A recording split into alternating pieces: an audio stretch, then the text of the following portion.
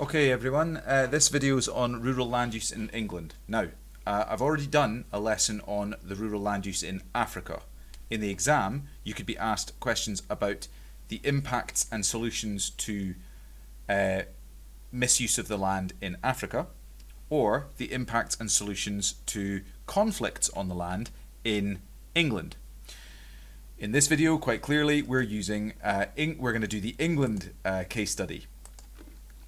So, I'm going to go through the causes of the problems, and then I'm going to go through the impacts of those problems and the solutions to those problems.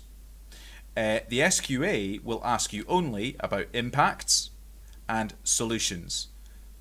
It's important to note also that in solutions, you'll also have to talk about how effective those solutions are. Alright, so let's get started. First of all, where is the Lake District? It is your case study, so make sure you have learned it. The Lake District is a large national park in northwest England, as you can see. It is a honeypot location, meaning it attracts tourists from a great distance away, and that creates a number of problems in itself. You need to learn the name Ambleside, as it is one of our case studies of a town in the region. So, in terms of what you need to take from this lesson and from your notes in class and what you need to know for the exam, basically it's a simple story. There are going to be many examples of land uses that we see in the Lake District. You need to focus revision on the conflicts that those land uses have, how they disagree with each other. Then you need to focus on the impacts of those conflicts and the solutions and effectiveness of those solutions to those conflicts. So once again, the most important bit is the impacts of the problems and the solutions and effectiveness of solutions to the problems. Right, I'm going to show you a few pictures of the area to contextualize the problems that we're dealing with, and then I'm going to take you through the course notes. This is Ambleside. As you can see, it's very congested. There's lots and lots of cars. That's because it is a honeypot location, attracting tourists from a great distance. However, Ambleside is a picturesque and beautiful little village. That's the reason everybody wants to go there. Unfortunately, its air quality and general pleasant atmosphere is ruined by the heavy amount of traffic. The Lake District also contains sports like shooting. Shooting's noisy and dangerous and means that people can't actually roam freely over the land because of course some areas are danger areas which you wouldn't be allowed to access. There's other activities on the lakes, hence it's called the Lake District, and this is dangerous to ecosystems. The propellers at the back of and the jets at the back of jet skis, for example, can stir up algae from the lake beds, and actually those algae can get mixed up, and that mixed with air, and that means that they then grow very quickly, and they can actually suffocate the fish because they use up all the oxygen in the water. The jet skis also create a wake, like a ripple behind them, and that erodes the shore of the lake. That doesn't sound too serious until you consider that lakes don't naturally have a tide, and therefore the ecosystem around the lake edge can be quite badly damaged by these artificial tides that we create with our jet skis and outboard motors. Walkers create their own brand of problems by breaking walls and allowing animals to escape. As you can see, here's one of the solutions, a stile, and we'll talk about that later. Other land users are people like the renewable energy industry. These wind turbines are, in the eyes of some people, incredibly ugly, and that's a real problem.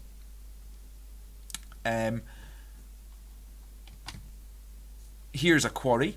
The quarries are noisy, dangerous, and destructive, but also it's important for you to realise they are a traditional part of the local economy. People have worked in these quarries for centuries, and we can't just close them down because they're noisy.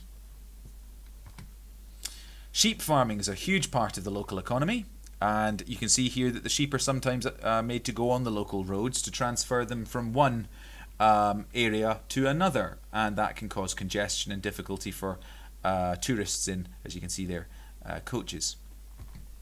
So I'm going to break down these notes into three categories. We're going to talk about tourism, we're going to talk about industry and farming. Now, I'm going to briefly talk you through these notes, but my notes are quite thorough, so I'm only going to highlight on the key points. Tourist conflict number 1. So in your exam answer, if you were asked about the impacts, you would say that there is a conflict with the numbers of tourists and coach tours on the land. It creates various impacts. Clearly, there's going to be an increase in air pollution, congestion in the city, and farmers can't access their fields. The solutions to these are very straightforward. Having a one-way street system in Ambleside is good. It is effective because it keeps the traffic flowing. And reducing the amount of cars through these two suggestions is an effective solution because it actually keeps Ambleside picturesque and enjoyable. It's quite hard to actually think of valid effectiveness reasons. So I'm going to focus a lot of my lecture here on this column.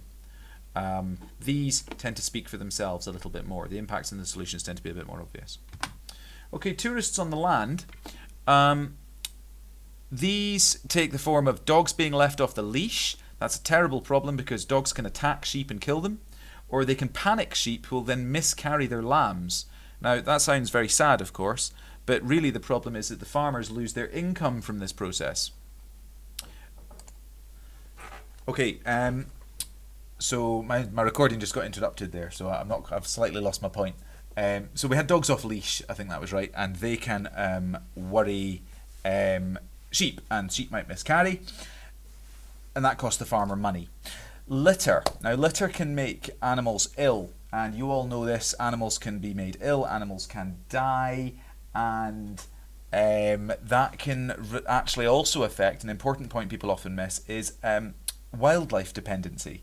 Some wildlife, they can become dependent on the litter we leave behind, and human food tends to be much higher and richer in calorific value than natural food, so of course animals can become dependent on our waste.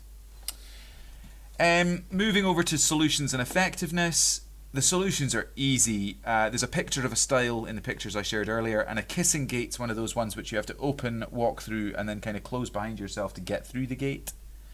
What's important here is the effectiveness, because they're quite hard to get right.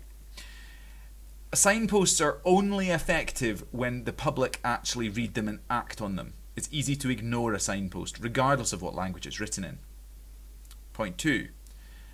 Stiles over walls. These work. But why do they work? It's actually quite hard to explain. So here we go. They clearly indicate the route to be used and where walls can be crossed. This reduces tourists kind of wandering all over the place looking for crossable points in walls. It actually it kind of gives them a destination point to aim for, and that reduces things like footpath erosion, damage to the ecosystem, and damage to the wall itself. And kissing gates work because animals can't find a way to bypass them. These are not actually such obvious statements. They require thought, so spend time with them. Okay, water sports on Coniston Water. So these are typically when you've taken a jet ski or a speedboat out on the lake. Now remember the name Coniston Water. You need this kind of case study. Alright, that's really important. And the issues here are that they stir up sediment behind them. That sediment in the lake bed, because of the propellers, gets mixed up with the water, and that causes algae, a slimy plant, a slimy green plant, to bloom in the water. That uses up all the oxygen and it kills the fish. After that, the wake from the boats causes damage to the shore of the lakes. And I was explaining that earlier. That's very damaging because the lakes are not used to a tidal environment. The solution is a 10-mile-an-hour limit. If your teachers told you about 6 and 60, I would abandon those notes and refer to a 10-mile-an-hour limit, as that's the most recent rules for the Lake District. This works well, but it needs to be policed, and that's obviously challenging. So you'll see that some of these solutions work really well for their impacts, some of them are really good for their solutions, and others for their effectiveness. I've given you deliberately a balance, so if you were to revise each of these fully, you would have a really high quality response, regardless of what the question is. Okay, industry. 3 industries I'm going to focus on are wind turbines on land, quarrying, and house building. So, what are the impacts? Wind turbines are ugly. Some people think so anyway. They cause vibrations through their kind of column structure, and that can actually scare ground-dwelling animals. Low-flying birds can get kind of swiped out of the air by them, and they disrupt TV signals. So the solutions are to put them in remote areas, avoids TV disruption. This is effective because locals, because locals aren't really so resistant as long as they've got their TV uninterrupted. We can site the wind turbines below the horizon, and that's important too. Siting them below the horizon means that we can't see them, so it scars the land less, and that means the view is not spoiled. It maintains the area's touristy appeal, the honeypot status. A good case study is also here. Kirkby Moor turbines have been dismantled. Now that's an obvious solution to the building of turbines, is to tear them down. A good case study because a group called the Friends of the Lake District, who are a pressure group, have proven themselves highly effective here. Now that's a ready-made mark winner right there. After that, we've got quarrying. Now, quarrying, it's important to note, is a major part of the local economy. It's a traditional part of the history of the Lake District. Now, quarrying leaves dangerous holes in the ground. People can fall in and drown. It's noisy because of the blasting. That's the explosives used to break up the rock. And dust from that can cover and damage local plants. Can also pollute local streams, is a good one to note too. Now, solutions are pretty self-explanatory. Blasting's limited to certain days of the week. Dust can be sprayed down with water. And a nice case study is Cathedral Quarry. Cathedral Quarry is an old quarry. It's no longer used for quarrying. But instead of just being let to rot and become dangerous, it's now being used for tourist activities like tours and rope scaling courses and stuff like that. The effectiveness here is important to focus on. The blasting, that's the explosives, is important to the local economy. So doing it only on Monday to Friday and not Saturday, Sunday, as it says here, means that this is a solution that means that tourism gets what it wants on the weekend, but also local workers get to keep their jobs Monday to Friday. So it's a good solution for that reason. It's effective for that reason. With dust, spraying the water. This is quite a difficult one to think of too. Water is readily available, so this is a sustainable solution. It's a solution that can go on forever. Alright. With house building, there are a couple of problems, but the one I'll focus on is second home ownership. Essentially, rich people, or people from other parts of the country, may own a second home and buy it in the Lake District. There's 2 reasons why they do this. One is because they like to have a holiday cottage there for their own purposes. The other is because they want to rent that home out to other tourists to make income. This is a real problem. And you can talk here at length about how this destroys the community. It destroys the social fabric. It means that local people can no longer afford a house in their own area that they grew up in. And it can lead to things called ghost towns, literally small villages which are empty for most of the winter until this tourist season begins, and the houses are then used by tourists to rent and live in. The solutions here. There is actually a national increased tax on second home ownership. That discourages people buying second homes. You have to pay more for one now. There's also a ban being considered, it's not actually a law yet, but it's being considered for new homes for non-locals. So this means that if a new house is built, non-local people cannot be the first person to live in it. It's very important that you point out that this is only under consideration at the current time. New houses built, that should say built there, new houses built must fit the local aesthetic. What that means is the Lake District's a traditional area with beautiful buildings. If we don't use local stone to build those houses with local architects, then we're not going to have the effectiveness of maintaining the cultural heritage of the area. All right. On to farming. 2 examples this time, hunting and sheep farming. So, with hunting. Shotguns are noisy and disruptive. The shooting means that certain people like walkers can't access certain areas when the shoots are on. And cartridges from shotguns actually release something called a nitrite into the soil. That's a poisonous chemical. We have to zone areas to solve this. A zoned area is an area that is sectioned off for a certain activity. Also, a calendar, it can inform tourists when the shoots are on. Now, these are effective solutions because it keeps the danger in a safe area, but also it doesn't ban it. And this is a good point to just slow down on for a second.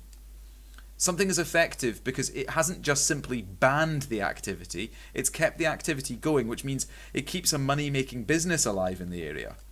So it's effective for that reason too. Finally, sheep farming.